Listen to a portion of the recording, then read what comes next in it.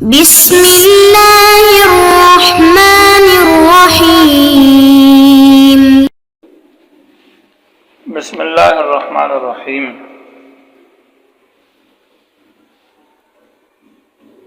غیر المغضوب علیہم ولا الضالین۔ گزشتہ سبق کے اندر منعم علیہم کی تفصیل اور تشریح کا بیان تھا اور نعمت کی تفصیل۔ آج کا سبق نمبر 39 ہے، اس کا عنوان ہے غیر المغضوب علیہم ولا الضالین کی تفصیل اور تشریح، یعنی غضب اور ضلال کی تفصیل۔ غیر المغضوب علیہم ترکیب کے اعتبار سے یہ صراط الذین انعمت علیہم، الذین انعمت علیہم سے بدل یا صفت بنتا ہے۔ اس میں دو قول ہیں۔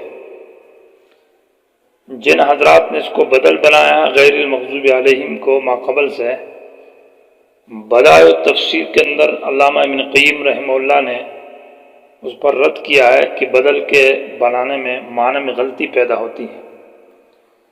تو صحیح بات یہ ہے کہ غیر المغضوب علیہم یہ ماقبل سے ترکیب میں صفت بنتی ہے۔ پھر کہ صفت کی کون سی قسم ہے، تو صفت موضحہ ہے یا صفت مادحہ ہے۔ غیر مضاف المغضوب علیہم اس کے لیے مضاف الیہ ہے۔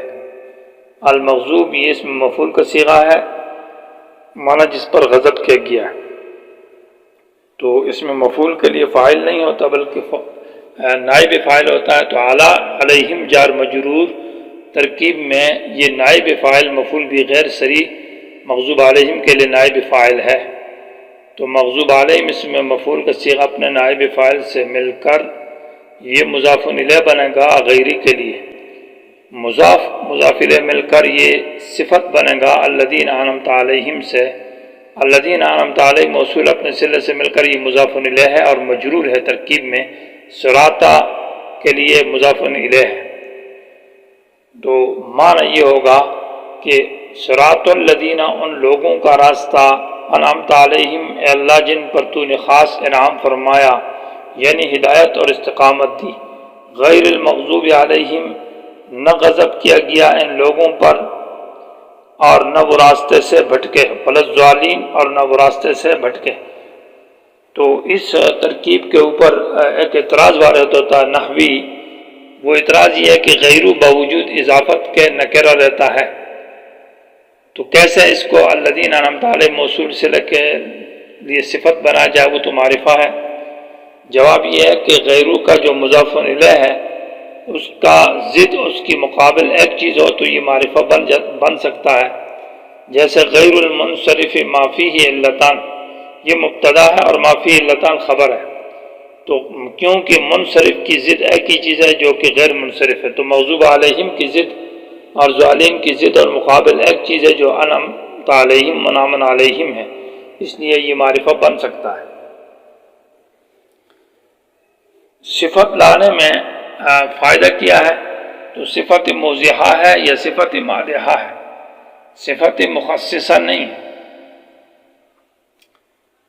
اصل میں یہاں باہم پیدا ہوتا تھا کہ صراط الذین ان لوگوں کا راستہ جن پر تو نے انعام کیا ہے، تو بظاہر سرسری ذہن کے اندر یہ بات آتی ہے کہ انعام تو اللہ نے کافروں پر بھی کیا، منافقین پر بھی ہے، فساق اور فجار پر بھی ہے، ان کو اللہ نے نعمتیں دی ہے، دنیا سے مالا مال کیا ہے۔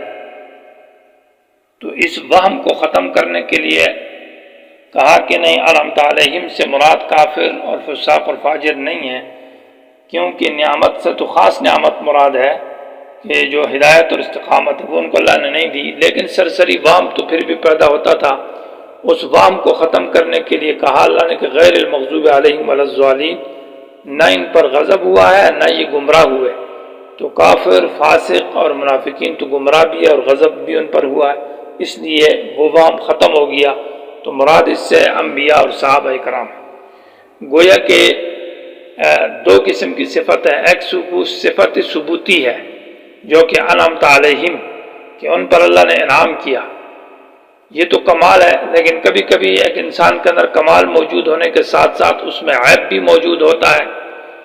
تو غیر المغضوب علیہم ولا الضالین میں رد ہے کہ کسی قسم کا عیب نہیں ہے، یعنی ہر قسم کی خیر اور برکت اور کمال موجود ہے اور ہر قسم کے عیب اور نقصان سے پاک ہے۔ اب یہ اعلیٰ قسم کی تعریف ہو گئی۔ صراط الذین، ان لوگوں کا راستہ ہے اللہ جن پر تو نے خاص انعام فرمایا، یعنی ہدایت اور استقامت دی، اور نہ غضب کیا گیا ان پر، کسی قسم کا قہر و غضب اور عذاب ناراضگی نازل نہیں ہوئی، ولا الضالین، اور کبھی راستے سے بھٹکے بھی نہیں، گمراہ بھی نہیں ہوئے۔ اب یہ کمال درجہ ہو گیا۔ فائدے کے طور پر چونکہ غیر المغضوب علیہم صفت مادحہ یا مزیحہ ہے، صفت برائے تخصیص نہیں ہے۔ تخصیص تو تب ہوتی کہ انعمت علیہم میں تعمیم کا وہم پیدا ہوتا، تعمیم ہوتی، حالانکہ انعمت علیہم میں نعمت عامہ مراد نہیں، خاص نعمت ہدایت و استقامت، وہ تو صرف انبیاء علیہ السلام اور صحابہ اکرام کو شامل ہے، تو صرف برائے وضاحت اور مدح کے لیے غیر المغضوب علیہم ولا الضالین کو لایا گیا ہے۔ پھر اشکال یہ ہوتا ہے کہ غیری ذکر کیا ہے تو لا کے ساتھ نفی کے ساتھ کیوں نہیں ذکر کیا؟ تو جواب یہ ہے کہ لا تو صرف نفی کے لیے آتا ہے اور غیر النفی کے ساتھ ساتھ مغایرت پر بھی دلالت کرتا ہے۔ تو یہ بتلانا مقصود ہے کہ جن لوگوں پر اللہ نے انعام کیا ہے وہ غضب اور زلال سے صرف ان کا مقابلہ اور مغایر وہ ان سے زلال اور غضب نفی نہیں ہے، بلکہ فرق کثیر ہے اور بہت بعید ہے، بہت دور ہے وہ غضب اور زلال سے، اور اس پر دلالت کرنے میں لفظ غیرو ہے کہ نفی کے ساتھ ساتھ مغایرت بھی پائی جاتی ہے کہ وہ غضب اور زلال سے بہت دور ہیں۔ یہ اس کا جو اصح ترجمہ ہے کہ ان لوگوں کا راستہ جن پر تو نے انعام کیا اور نہ غضب کیا گیا ان لوگوں پر، یعنی انبیاء پر غضب نہیں ہوا،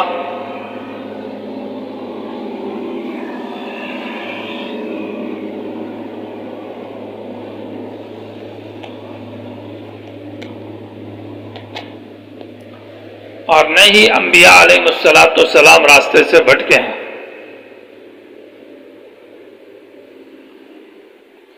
جن حضرات نے یہ ترجمہ کیا ہے کہ ان لوگوں کا راستہ جن پر تو نے انعام فرمایا، نہ ان لوگوں کا راستہ جن پر غضب کیا گیا، تو نہ ان لوگوں کا راستہ، یہ ترجمہ اس بنیاد پر کیا گیا ہے کہ یہاں پر تو غیر المغضوب علیہم میں راستہ کا معنی تو نہیں، صراط کا لفظ تو موجود نہیں ہے، تو یہ ترجمہ ابن کثیر رحمہ اللہ نے کیا ہے، لیکن اس میں تکلف ہے، اور پھر انہوں نے کہا کہ اصل میں یہاں حذف مضاف الیہ ہے، یعنی غیر صراط المغضوب علیہم، تو لفظ صراط کو غیر کے بعد نکالا گیا ہے، معنی یہ کہ غیر صراط المغضوب علیہم، نہ ان لوگوں کا راستہ جن پر غضب کیا گیا ہے، لیکن حذف مضاف اور مضاف الیہ کو یہ تکلفات ہے، تو اس لیے بہتر ترجمہ یہی ہے کہ غیر ترکیب میں ماقبل سے صفت بن۔ عام مفسرین نے یہی پہلا والا قول پسند کیا ہے اور اسی کو ترجیح دی ہے۔ مغضوب علیہم یہاں مجہول کا صیغہ ذکر کیا جبکہ پہلا انعمت علیہم میں معلوم کا صیغہ ہے۔ اس کی وجہ یہ ہے کہ وہاں نسبت انعام کی اللہ تبارک و تعالی کی طرف کی گئی ہے، اور اس بات کی طرف اشارہ ہے کہ جس چیز کی نسبت اللہ کی تعالی کی طرف کی جائے وہ عظیم اور بڑی چیز ہے۔ تو اللہ تو نے انعام کیا ہے، اللہ بڑی ذات ہے، تو اللہ کی انعام بھی بڑی ہے۔ اور مغضوب علیہم میں چونکہ غضب کی طرف اشارہ ہے، تو یہاں پر غضب تو جو کافروں پر، منافقین پر جو غضب ہے وہ خاص اللہ کی طرف سے نہیں ہے، بلکہ اللہ کی طرف سے بھی ہے، فرشتوں کی طرف سے بھی ہے، مومنین کی طرف سے بھی ہے۔